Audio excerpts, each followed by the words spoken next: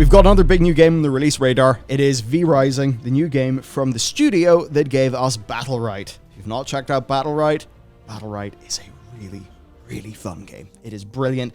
And the good news for them is that V Rising is also pretty damn brilliant, and we're talking about it today because it is one of the games that is just exploding onto Steam. Yeah, almost like a kind of like a Vampire Survivors or maybe like a Valheim kind of thing. It's just one of those games that crops up and someone goes, hey, this is a co-op survival game. 3 friends, would you like to buy it? And then that just starts an absolute avalanche. And now they've passed 1 million sales in a week. They've passed 1 million sales. They hit 500k sales in 3 days, which is staggering performance. Community manager said, I don't think anyone expected it to be quite this big. A very small company with brand new IP. It took a lot of people, it took a lot of people a long time to start to take notice. Boom. It just explodes. As for what the game is, you might be wondering that. Essentially, it is a server-based vampire base building survival game with ARPG-influenced combat and optional base dealing PvP, the sort of thing that this is a studio that is just well positioned to do because of their experience making the incredible Battlerite. Yep, absolutely. It's out in early access, which obviously, survival game early access, we've been down this road before, haven't we? But in this case, because they're because they know that's a pitfall, and also because they're good developers and have experience and stuff, it barely feels early access. It only feels early access in the sense that they're going to change the shit out of it based on player feedback, and that's largely their intent for calling it early access. But it feels like, outside of, I think, the literal last point of progress not being ready yet, it's a done game. And it's early access, but it's more fleshed out than most games that start in early access and then actually release in terms of options. It's insane how much this game genuinely deserves it. It's got 88% positive reviews. The negative stuff is very much based on some of the early access this very small thing has put my experience off. But in terms of reviews, it is absolutely wild how much they're actually getting. Just a great game, honestly. Yeah, I do love some of the options they're giving people as well. Yeah. Right, so being able to customize basically loot drop stuff, inventory changes, turning on teleports with resources, drain decay rates, and essentially things where it seems like you can opt into how much survival experience you want, how fast-paced you want it to be, which is great. There's also a LAN mode. You do not get that normally in video games. Private or publicly hosted matches. Also externally hosted servers. Yeah. PvE, PvP, server customization. It's all the things that you would want in a multiplayer game they actually have, and they have for their early access release. Yeah, you can tell from the start of architecting this game, they sat down and went, okay, well, we're making one of these, survival games. What do people want in survival games? And they didn't skimp out. They sat down and went, okay, well, we know what we want. All of these settings. People want, servers. People want all of these features that are feature sets that I think a lot of PC gamers expect to be long dead, honestly. And they're like, yep, here you go, because we kind of thought about this a little bit.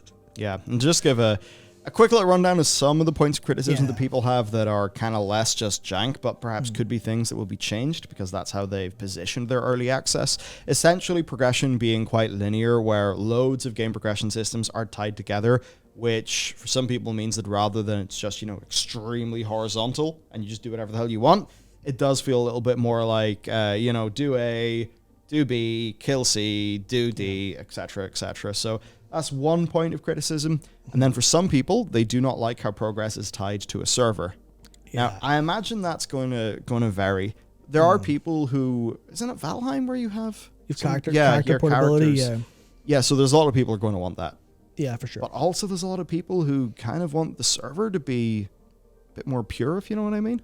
Yeah, well, that's the thing where I think people would generally want a bit of an option there to kind of port, but then you would need, servers to have an option to, we don't accept characters from other things, because your character could come in with really strong gear, go to the end, kind of skip a load of stuff, that kind of thing. Yeah, so I feel like that's something they should probably add. And I can't imagine it would be too hard. Yeah. Then PvP, right now a bit underbaked, not super well balanced. Gear matters tremendously, so somebody just has, there's not really too much that you can do. And then also the first 4-man clan to kill the endgame boss gets a massive buff that needs to be stolen back by killing them. But then the problem is, of course, those are the people with the buff, with the best gear. So, good luck. Yeah, unless you catch them AFK or something, or you catch 4-on-1, you basically can't kill them. That's kind of, it's just the way where it's like, this is where the early access kind of, the design stuff gets a little bit interesting in terms of how it's actually sort of out in the world. But I played this for like 2 hours the other day before, because obviously I want to play it before I talk about it. I can't just talk about a game without knowing it. And it was like, I'm not someone who's super into survival games, and I really wish I was after playing this. Some of it's because it's the Stunlock DNA, so like literally moving around, doing some combat stuff feels great, because I played not a lot, but a decent bit of Battlerite and some Bloodline Champions, because that was them as well back in the day. Like, oh, this is like skill shot ARPG combat to perfection almost. But I was going through and I thought I'd just talk about it because the tutorial is like really quite well positioned. It's like, it's very much the very simple. Here's all the basic stuff you need to know, and you go through. It's like one of those things where you know, sometimes you're playing a survival game, you get dumped into nothing, you're like, oh shit, I don't know what to do. Yeah. This game is very much like, it doesn't railroad you at the start, but it's very much like you go in, you go, okay, I know exactly what I'm doing. And it's that thing where it feels like a survival game that's maybe going to branch out a little bit because of this action focus and the kind of PvE stuff going on. It nails like all of like the balance, all of the, okay, well, I'll go cut trees for a while. I'll go mine some stones for a while. It gets all of that super, super well. And I was super impressed with the UX of everything.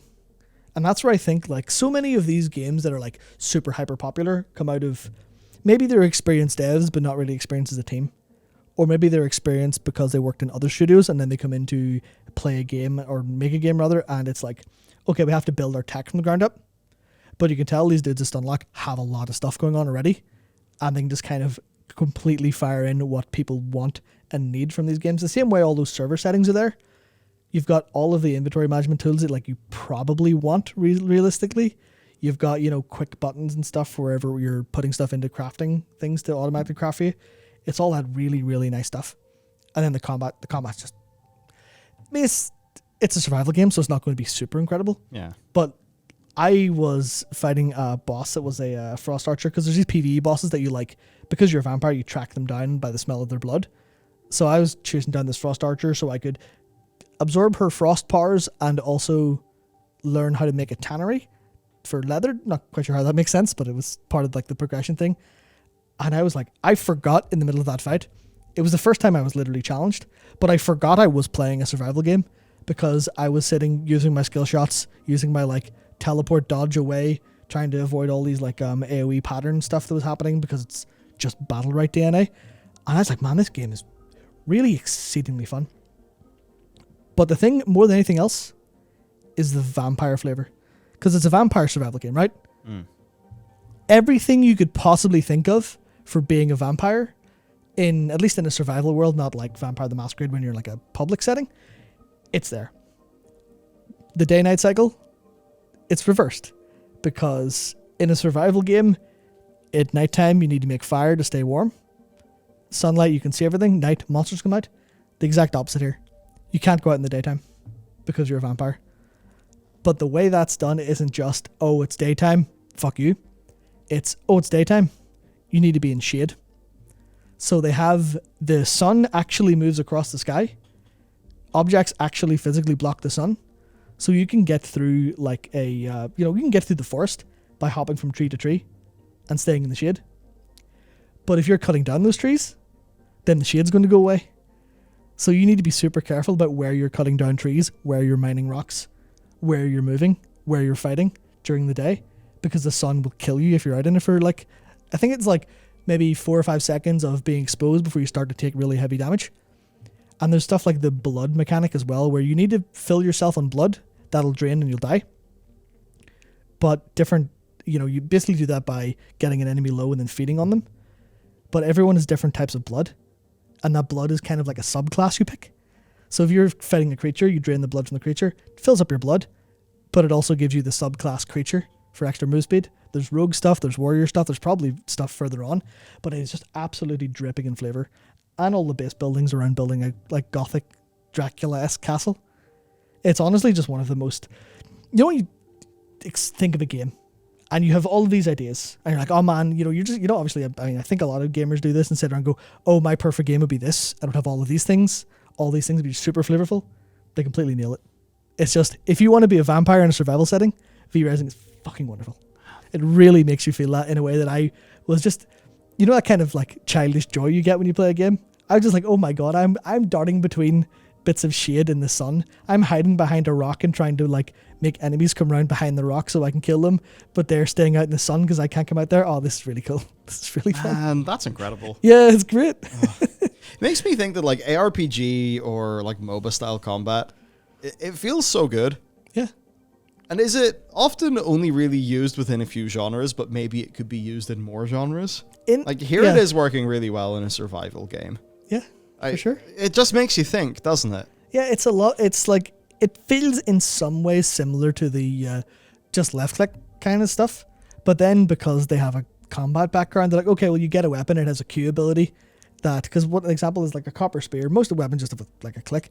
But then the spear has a Q button, which does this like stabbing motion.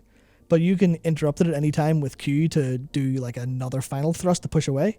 So if you want to be optimal with your combat, instead of in Valheim where you kind of left click and dodge, and they try to make it a bit more dodgy and stuff like that, in this you're kind of playing a lot more, okay, well, I need to make sure I'm in range to press this Q, and then, when my cast is almost out, I'll press Q again for the final thrust to maximize my DPS.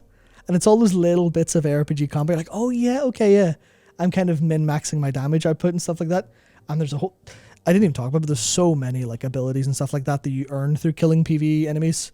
And you can swap between them at any time, so you're not locked into a class. A bunch of vampire subclasses, Blood, Unholy, Infusion, Frost, all that stuff. And then all the gear as well. It's a really well put together game. It really is. It's no wonder that Blizzard are trying to make a survival game. Yeah. That's something we've just kind of noticed. It's always like indies or AAAs that are coming out with these big survival games that do really well. And it just seems like AAA is inexplicably just focused only on battle royales. Yeah, that's behind the curve. Honestly, it might be because so much of these require super fast iteration on getting the feel right. Whereas for AAA, that's clearly very hard for them to do across the wide range of content. They need like a blueprint they can copy paste. Whereas in this, it's all about like the fiddling with the small values to make it feel right as you go through. But that's the thing, where it's like Rust, 7 Days to Die, Ark, Valheim, Conan Exiles, V Rising, all of those games, like PC gamers absolutely love them. And for good reason, because they're great experiences, especially when you're sitting on a PC and you can have Discord there and just hop into, in this game it's clans or 4 people. So you and 3 other people go around the world doing stuff together, building your own castles. That stuff's all like really, really cool for PC. And it's like, no one's capitalized on it. A couple of indies have, but no one's like stepped in with the big budget, the big money to try and make the be all end all of these. Except for Blizzard, maybe. Yeah, so it'll be fascinating to see what that is. Yeah. Till then, though, check out V Rising. Absolutely. So do that. Sure. Also, a few other videos on this channel. Check those out as well. Hope you found today's video interesting. It's always great whenever you can actually just find a game doing well and spotlight it and talk about it. Sometimes you get really lost in industry news, and this kind of keeps us grounded. So for sure. Good shit. And I suppose I'll see you next time.